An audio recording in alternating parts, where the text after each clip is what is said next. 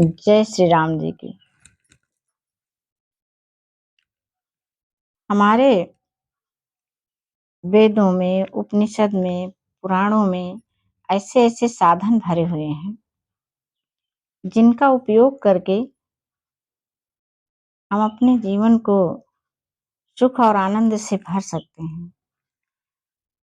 सत्य तो यह है कि हमारे आसपास हमारी इच्छा के सारे साधन उपलब्ध होते हैं। उन्हीं साधनों से ही, अप्रत्यक्ष साधनों से ही हमारे मन में इच्छाएं बनती ही बनती हैं। हमारी इच्छाओं की जड़ अप्रत्यक्ष होती है। तो हमारे कहने का अर्थ बस यही है, बाकी ये थोड़ा गूढ़ रहस्य है। हमारे पास अनुभूतियां होते हुए भी मैं शब्द कम दे पाती हूँ, तो आप लोग समझने की कोशिश करिएगा।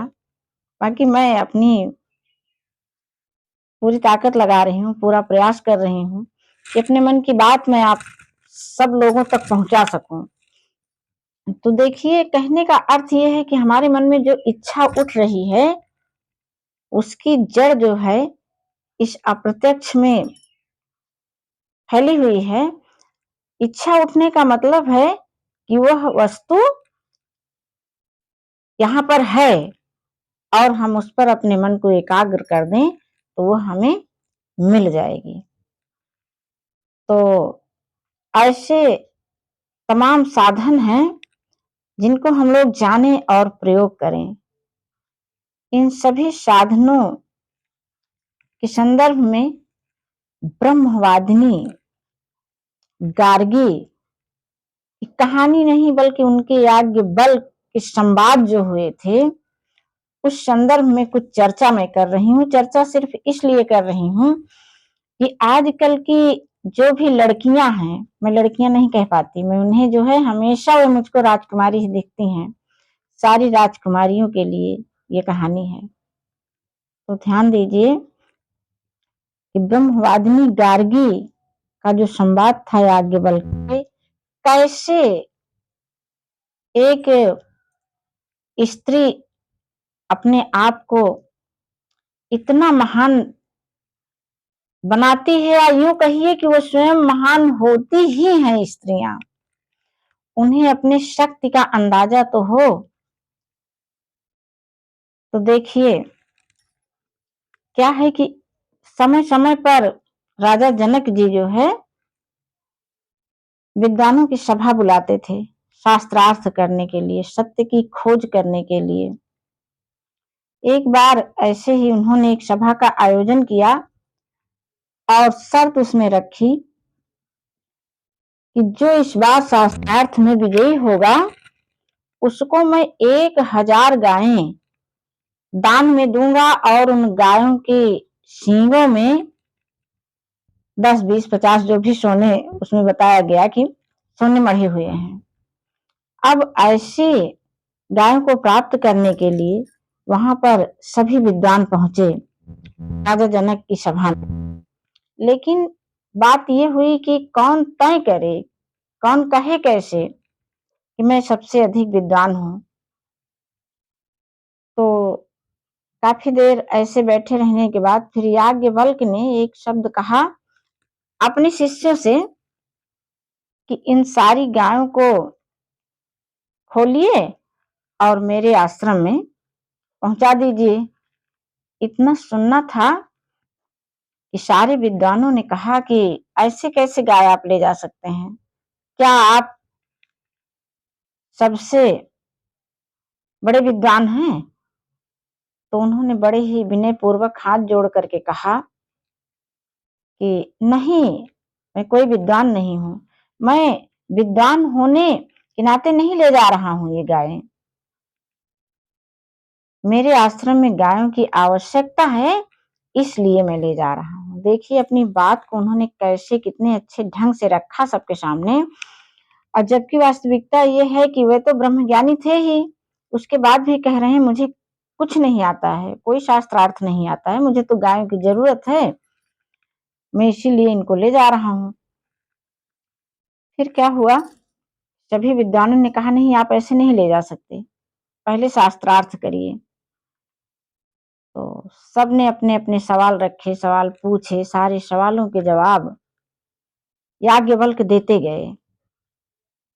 इस तरह से सारे विद्वान पराजित होते गए और याज्ञवल्क्य की लगभग वे जीत ही गए। तो उसी सभा में विदुषी गार्गी भी बैठी थी। उन्होंने कहा, यदि सबकी आज्ञा हो तो मैं भी कुछ सवाल कर सकती हूँ। ये लोग देखिए कैसे कितने विनयपूर्ण शब्दों में अपने शब्द को कहने के लिए जहां पूरा अधिकार होता है, वहां पर भी सबसे कैसे बातें करते हैं।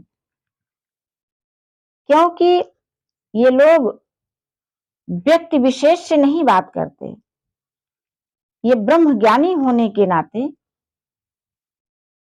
ये जिस व्यक्ति से बात कर रहे होते हैं उसको स्वयं ब्रह्म ही मान करके बात कर रहे होते हैं, ईश्वर ही मान करके। और आप कल्पना करिए कि जब भी हम लोग भी किसी से बातें करें ऐसे, जब जाने कि ये साधारण व्यक्ति न होकर के अरे ये तो भगवान ही है, तो उसके सामने हम कितनी विनयपूर्ण बातें करेंगे। जितनी ताकत होगी उतना हम उनके सामने अपने आप को अच्छा साबित करने में अपनी पूरी ताकत लगा देंगे। सब तरह से मतलब किसी प्रकार की कहने का मतलब हमसे गलती नहीं होगी। तो ये होता है एक व्यक्ति को व्यक्ति न मान करके उसके भीतर जो ईश्वर बैठा हुआ है, जो उसको हमको सबको संचालित कर रहा है, हम उसको मान करके उसके साथ बर्ताव करते हैं, तब हमसे गलतियां कम होती हैं। और विदुषी गार्गी को देखिए कि वह भी याज्ञवल्क्य से, वैसे तो याज्ञवल्क्य भी ब्रह्मज्ञानी थे ही, लेकिन विदुषी गार्गी ने उनको ब्रह्म ही मान करके कहा कि यदि सबकी आज्ञा हो तो मैं भी अपने सवाल रखूं। और गार्गी ने सवाल पूछना शुरू किया। गार्गी के सवालों की श्रृंखला थोड़ी जटिल है, वीडियो हमारा लंबा हो जाएगा, तो आप बस इतना जानेंगे कि एक समय सवाल करते करते ऐसा भी आया कि जब लगा कि याज्ञवल्क्य के पास तो अब उत्तर नहीं रह गया, अब गार्गी को लगा कि अब ये हार जाएंगे, तो उन्हें ये कुछ ठीक नहीं लगा।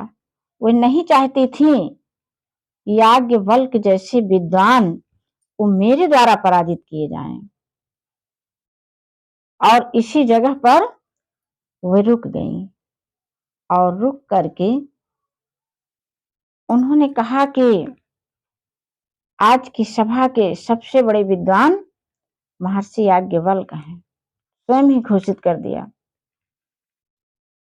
जबकि वे जानती थी कि अगले सवाल का जवाब ब्रह्मर्षि के पास नहीं है, फिर भी ये देखिए भारतीय नारियों का यह आभूषण, ये ऐसे ही आभूषण होते हैं, आज भी प्रत्येक नारियों को धारण करना चाहिए। इसमें से ऐसे ऐसे आभूषण निकालने चाहिए इन कहानियों से। और जब इन आभूषणों से हम महिलाएं अपने आप को सुसज्जित करके रखेंगे तो निश्चित रूप से हम सभी, सबकी पोषक वैसे भी हैं मातृशक्तियां, लेकिन उसके साथ साथ फिर क्या होगा कि मैं तो सबका पोषण कर ही पाऊंगी, लेकिन कोई मेरा शोषण नहीं कर पाएगा। ये जो आज तमाम तरह की घटनाएं, दुर्घटनाएं महिलाओं को, लड़कियों को लेकर के होती हैं, छोटी बच्चियों को लेकर के होती हैं, तो ये सारी घटनाएं जो है समाप्त हो जाएंगी अपने आप, जिस दिन हम लोग अपने नारीत्व की गरिमा को समझ पाएंगे और उसका प्रयोग अपने जीवन में, अपने परिवार में करेंगे। तो क्यों ना हम ऐसी कहानियों की चर्चा सदैव अपने परिवार में करें, अपने बच्चों को सुनाएं और उनको मानसिक रूप से हम इतना सबल बनाएं कि जब उनको बाहर निकलने में किसी भी प्रकार की परेशानी का सामना न करना पड़े। ठीक है, आपका बहुत अच्छा सहयोग है। हम कल फिर कोई कहानी लेकर के उपस्थित होंगे। जय श्री राम जी की।